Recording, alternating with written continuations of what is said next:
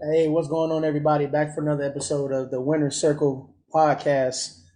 This evening, I got a special guest that I've known for a good amount of time, Mr. Shaun Hartsfield from Pensacola, Florida. Hey, what's going on, man? Welcome to the show. Hey, Kevin. Yes, sir. Yes, sir. So, Shaun doing big things in Pensacola with Hype Foundation. Talk to us a little bit about that. Okay, yeah, we have organization HYPE. We started back in 2015. HYPE is an acronym. It stands for Helping Youth in Pensacola Endure. And our whole goal is just to keep kids out of trouble and help them on their career path. Man. So, speaking of that, 2015, how old were you in 2015? Oh man, shoo. Sir, yes, sir. 32, about 32. Okay. Yeah. So at 32 years old, I would say obviously there's a lot of other things that you could be doing. What got you to the point where you're like, man, I need to start something to for these kids to get them into some things like and things like that. Man, so that's a good question. A lot of people don't know. I actually was incarcerated in 2012. Okay. Indicted 2012, got sentenced later 2012 for 11 months and 15 days. And so, being in there every night on the news, it seemed like we had another shooting in our city. And a lot of the shooting was teenage involved, gang activity involved. And while I was in there, I got blessed, man. After being locked up for a few weeks, they moved me over to the work release center. So I was able to get out every day just to go to work. And, so I'm out here and I'm seeing what's going on. And at nighttime, when it's time to come back in and I'm sitting on my bunk every night, we're watching the news, I'm seeing everything that's going on. And I'm just, in my own thoughts in my mind, like, we have to do something to change this, because my personal belief was their mind frame is why they're doing what they're doing. They don't know anything better. They think what they're doing is cool. They're trying to be grown. And I just felt like if we could create something, some kind of program to just get their mind on other things, whether it be academic related, whether it be sports related, whether it be just another means of money to stay out the streets, let's attempt to, help these kids do that. Oh man, that's awesome. So you say you were incarcerated, so you got released, and then from there, how was the process going of the foundation, what I'm saying, the building blocks of the hype? Man, so at first it was a little tough. I actually constructed everything in my notepad, sitting on Hmm. that every night, and you motivated when you in there, and then get out. Reality slaps you in the face. Yeah, For not everybody is willing to help. For of two, course. everybody want to have the vision you have. A lot of people do have the vision you have, want to help, but not in the right way. So Mm. I just really had to go to the drawing board, and I already knew that finances was going to be an issue. So I didn't feel right going to people like, hey, you want to donate me some money so I can try to start this program? So Hmm. basically, I just had to do my research and do everything legal, legit from the jump. So, I had to write my articles of incorporation. I had to write my bylaws. I had to, submit all the IRS forms to the IRS so you can legally and tax-free collect, donations and whatnot. Had to construct a board, which isn't always easy, because a lot of people, like, one thing I tell people, when you have a nonprofit and you have a board, you want to get people that have the vision. Yeah. And at the same time, the vision must come first. So if you have a person that come up with an idea and it doesn't get voted on, sometimes they hold grudges or they have personal, vendettas because of it. And we can't do that. Myself, the founder, I had an idea for 3 years. They didn't get the yes until like 3 years later. And never was I upset about it. I just understood it wasn't the right time for the organization to do it. So, after getting the approval from the IRS and everything submitted and constructing the board, we just start having board meetings monthly, putting all the programs in place of what we wanted to do. We was having monthly meetings at the regional library, and so it just all slowly came together. It definitely didn't happen overnight. Man, that's amazing. That's amazing. So, and then another thing something you mentioned about your vision, man. What are some of the trials of making sure you always keep the right people around you that have that same vision? It gets tough. I mean, some of the trials is like I said, when people have ideas and it don't go or get voted for, they want to leave the board or they want to walk away from the organization when things ain't going their way. And, I have to always tell everybody who's involved, myself as well, you know, the vision that we set, the mission statement, that's what we're going by. So if it's not, lining up with that or lining up with the vision, then we can't be upset about it. Let's just get in line with the vision. Let's come up with concepts and ideas that's in line with the vision and go from there. Awesome, awesome. So with the hype organization, go ahead and run down some of the amenities and activities that you provide. I know I mean, from the outset, right away you see youth football, but I know it's a plethora of other things as well. Right. So that honestly, football is what we got big for. But Hmm. the program was actually already established for about a year and a half before football even came about. So we was having mentoring and tutoring programs. We was having meetings at Pensacola High School with our courses, and we was just trying to. What we basically started off doing is building profiles of students that was in our program and understanding what they wanted to achieve after high school. It was giving them the resources and tools necessary, whether it was, military, whether it was job force, whether it was college, entrepreneurship. We held courses, getting those students on track to where they wanted to be after high school. And so that led me wanting to do community work. I come from the projects. I come from a poor family, and I remember standing in line for food at times and not being able to enjoy Easter egg hunts unless they was on church after Sunday. So those are some of the things we wanted to do for our community. So we have annual events every year. We do a big community Easter egg hunt every year. We do a back to school supply giveaway and health fair so the kids can get their health checked in and get school supplies and backpacks. We do turkey drives where we give away turkeys every year. A couple years, we've donated toys to different like orphanages or whatever. Those kids, a lot of them, they didn't have family that can't even visit them on holidays, and so we, donated gifts to them so they would have them. So those are some of the things outside of sports. With the sports, we have a travel football organization program. We do basketball, and we did baseball for about 3 years. It kind of phased Hmm. out. Baseball is really not that popular in our city.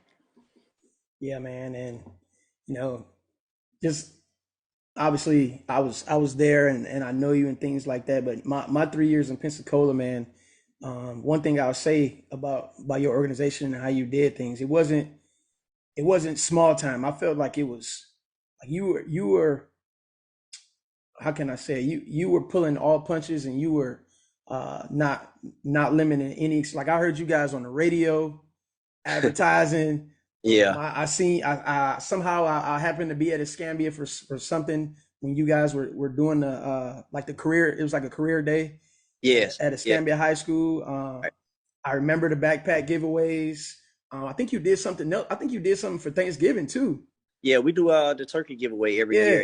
Yeah, We give away at least 100 turkeys. So I mean, we're giving over 700 turkeys in the last few years. bro, Yeah. you off the chain, man. Man, I appreciate it. I tell people, it's two sides to nonprofit. A lot of people don't understand that. And a lot of the time, the only way to get out to the community what you're doing is the advertisement side.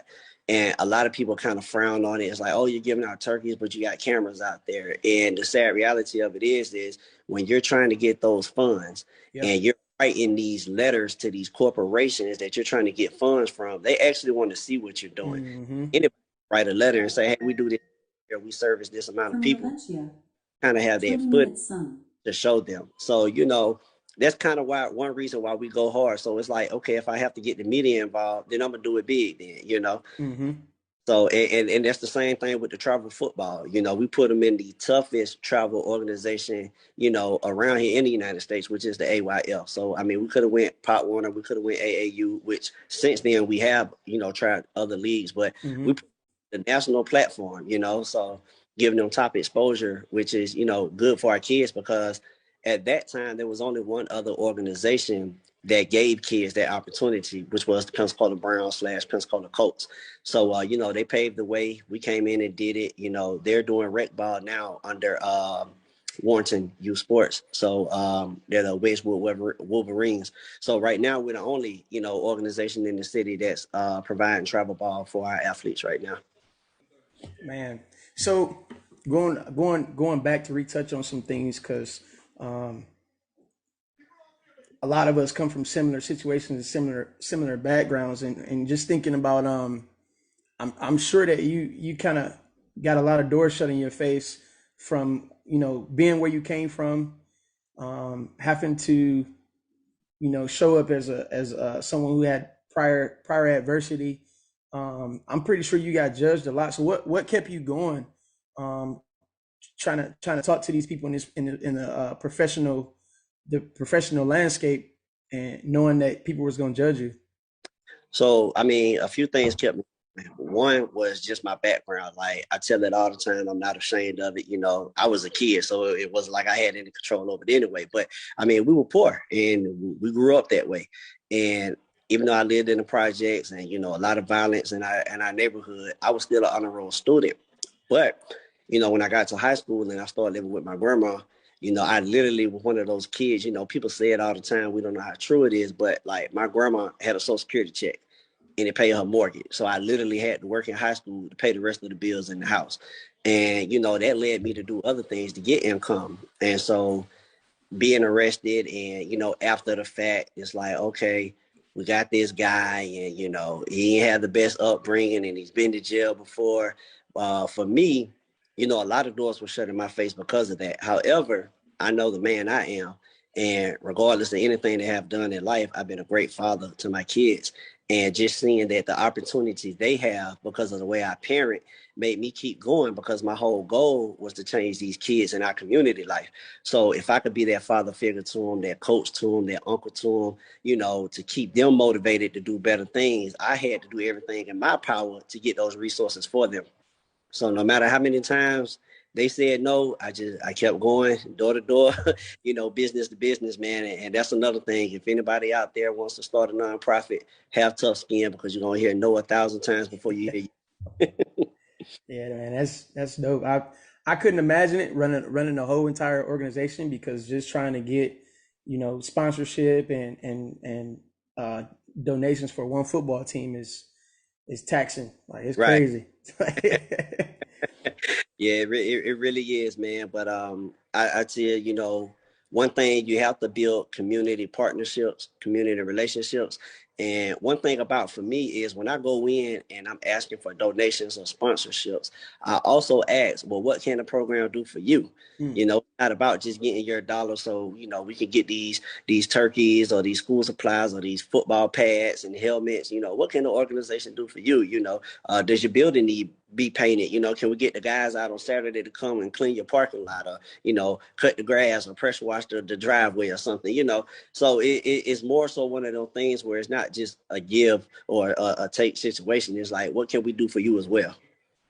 Yeah, Sean, I was going to ask you that. I was going to ask you, do you have anything implemented with the young men or the young men and women to get them out in the community and start paying it forward? Maybe some community cleanups, trash pickups, or like you said, painting some buildings, things like that.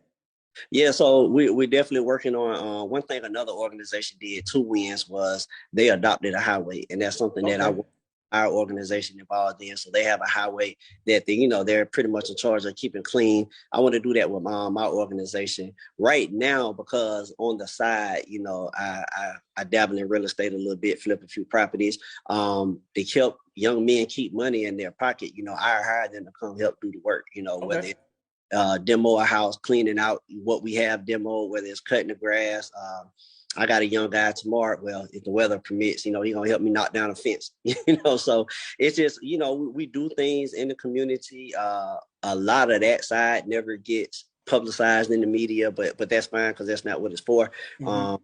But it's just showing the kids how to give back. I really want to get some men involved and hold just community wide for teenagers, simple things like how to change the tire. A lot of these kids, when I was growing up and I had a car, it's like we had parents, but we didn't have parents. If I was driving my car at 16 and my tire went flat and I put off on the side of the road, it was up to me to change that tire and get back on the road. A lot of these kids, they can call their parents nowadays or they got AAA, but there's nothing wrong with knowing that skill. We don't Mm-hmm.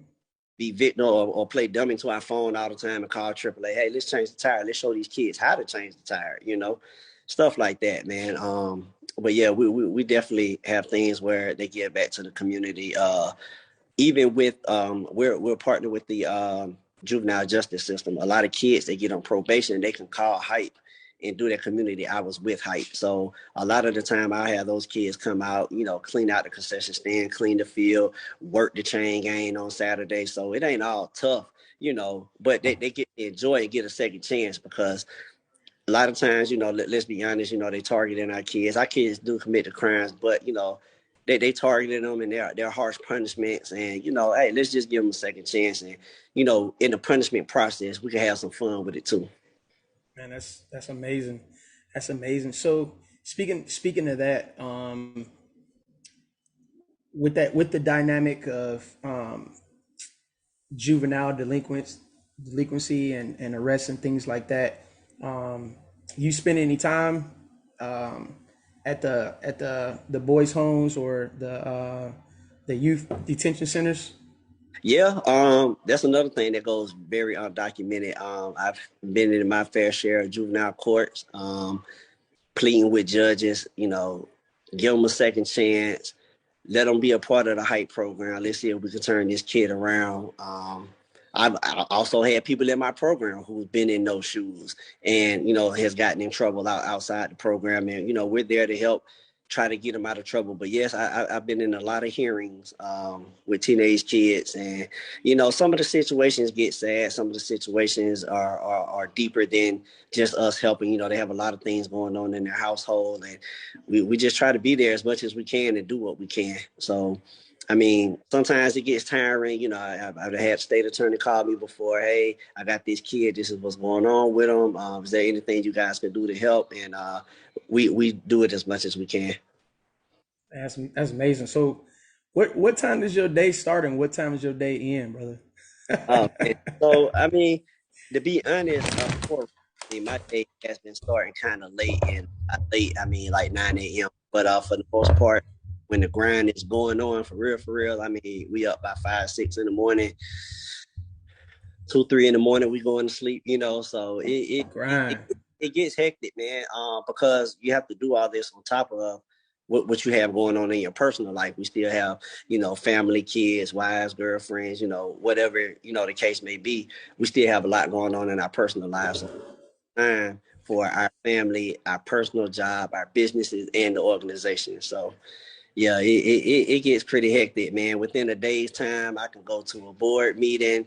I can go help demo a house, go cut some grass after that, make it to football practice. After practice, come home and help the kids with the homework, So, and then when everybody else is asleep, I could be on my laptop brainstorming and coming up with different things we could do for the community. Man, that's one thing that to me is just above all, like the reoccurring theme of just about everybody I've talked to so far in all my episodes. No matter how many hours that they put in the community, it can't be missed. They still got their own. You know what Right. I'm saying? And you in the same boat. You got a little baby too, right? Yeah, I have a 2-year-old man that I fought Yeah. for 16, 17 months in court to get my rights, man. So yeah, yeah, that took a taxing toll on me. I actually had to step away from the organization for a little while mentally, and that's one thing I want to tell everybody out there that's doing this community work. A lot of people don't understand we do this for free.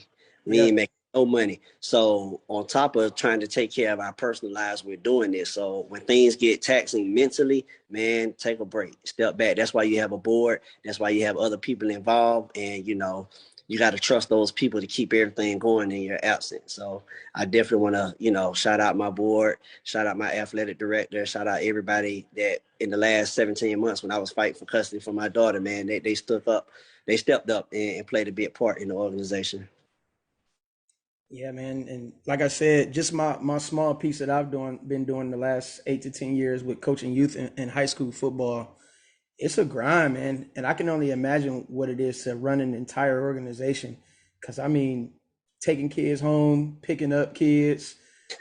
This kid ain't got no money for cleats, so you coming out your pocket for cleats, or you Right. spotting the money for his registration.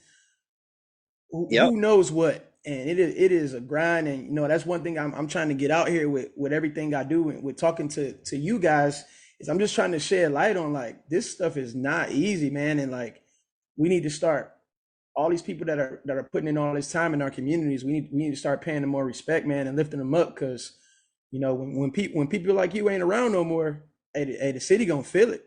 You're right that they are going to feel it, and just going back to the youth sports aspect of it, I know firsthand as well. It's like during practice times, those parents aren't there. We have to pick the kids up, but then the parents show up at the game and they want to give a coach an earful about the kids' playing time or performance, but they ain't been there the whole time. They don't know. So that's another tax that, take a toll on you, man. Just, dealing with the parents as well. Like you said, spotting cleats, registration.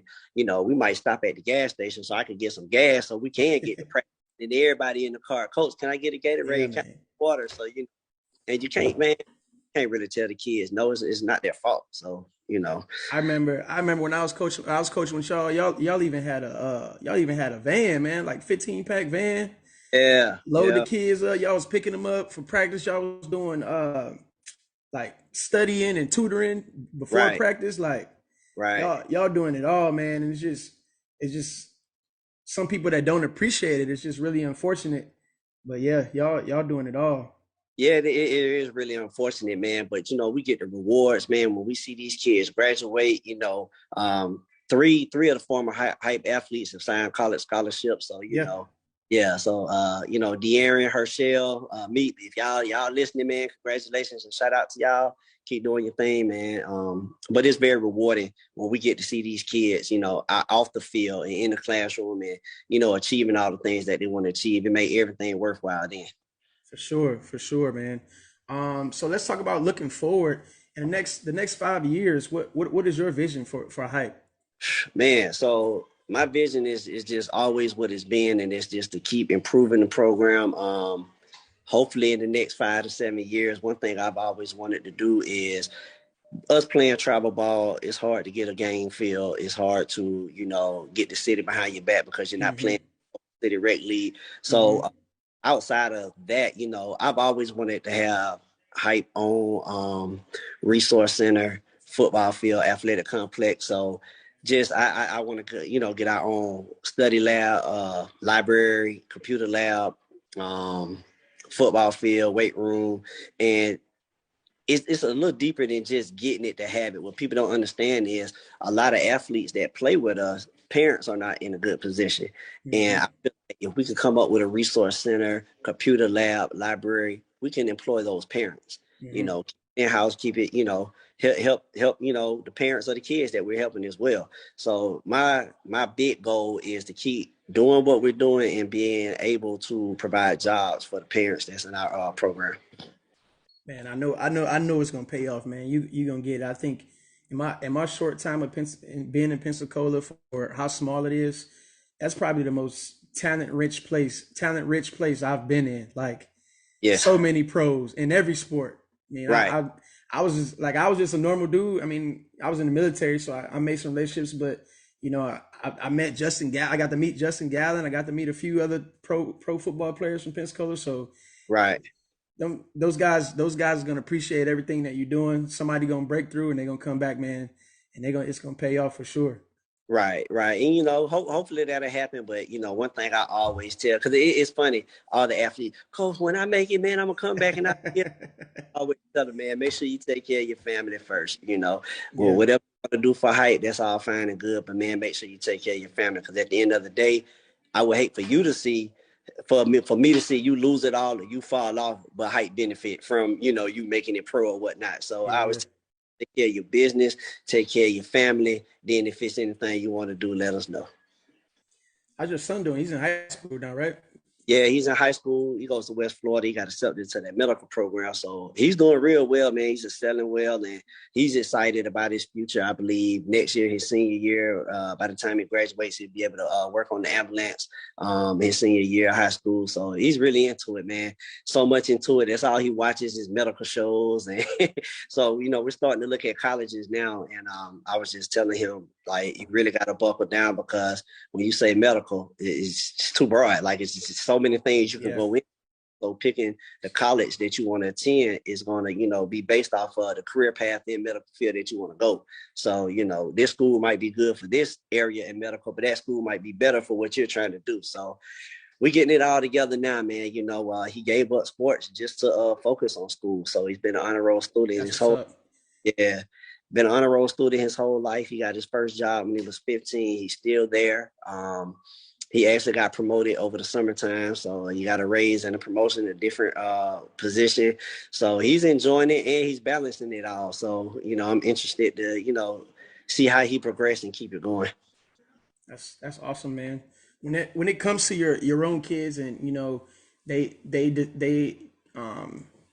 what am I looking for? They express the desire to be in something like that. Obviously, medical is related to science, so um, obviously in our community we push sports a lot, and it's really easy to put somebody in the sports. What are some ways that for your son wanting to be in the medical field that you kind of help him out with that, or try to find some different places he can go with that? So the good thing is for me that I know people in the medical industry. I know a doctor, I know a registered nurse, I know some physical therapists. So I put them on the phone with him, and let him get advice from them. It was deeper than just going to 4 years of school for college and then going on and doing your doctorate. Like, they really broke it down to how much schooling you're going to be doing, what you're going to be doing each time. One of our former board members, Michael Williams, he's a member of Omega Psi Phi fraternity, and he has a lot of medical connections. So, my son always known Mike as Uncle Mike anyway. So, we get on the phone with Mike when we can, and, Mike will hook us up with a lot of resources that we need as well. So one thing I want to tell all the parents, man, when your kids show interest in something, invest in it. Sure. Just anything we do in life, we might end up wasting some money here and there, but still invest in it. I remember when my oldest daughter and my son told me that, they wanted to make t-shirts. Man, I went out there and bought all these heat press vinyl machines. I gave them a room in my office building, because it was 4 offices in there, and I subleased out some of the offices. I gave them a room for free. We went in there and painted the walls and got it all set up. And to this day, them kids ain't made not one shirt. So it kind of was a waste, but I think them seeing that I was behind them with what they Yeah. want to do, just showed them a lot in itself. So Yeah, I yeah. was I was I was just about to say that. Just the fact that it's the 100% support is everything. Right, right. Yep. So I mean, just like my son, the one you're talking about, he told me he wanted to do YouTube, get him a YouTube channel. And I Hmm. looked through it, and to be honest, he put me on to something I didn't know. People who have those views and those followings and those subscriptions getting paid like that, that's not Hmm. gonna for everybody to do. But I went out there and bought him the desktop computer that he needed to do his YouTube channel, and just like those t-shirts, the boy ain't got no YouTube. But it's all good, because I know he's very smart, and I know that medical is what he wants to do. So now it's just, okay, let's shift gears and let me see what I can do to help you out in that area. Yeah, that's awesome. We're gonna get out of here, but real quick, if you can give your website, Instagram, Twitter, and everything else, how we can reach the hype organization. Yeah, so the Hype organization, we have a website, which is hypepensacola.org. You can visit our Instagram page, which is Hype Pensacola, and our Facebook. We have two pages. That academic page is just Hype Pensacola, and the athletic page is Pensacola Hype Athletics. That's awesome, man. Well, appreciate you for coming on, man. Definitely are another winner in the winner circle, man. Keep doing what you're doing. I know the community appreciates every bit of it, man. I appreciate you having me, man. I just appreciate you reaching back to being a former coach for our athletic program, and appreciate everything you did during your time that you was here, man. Yes, sir. All right, man. Have a good one. All right, you too.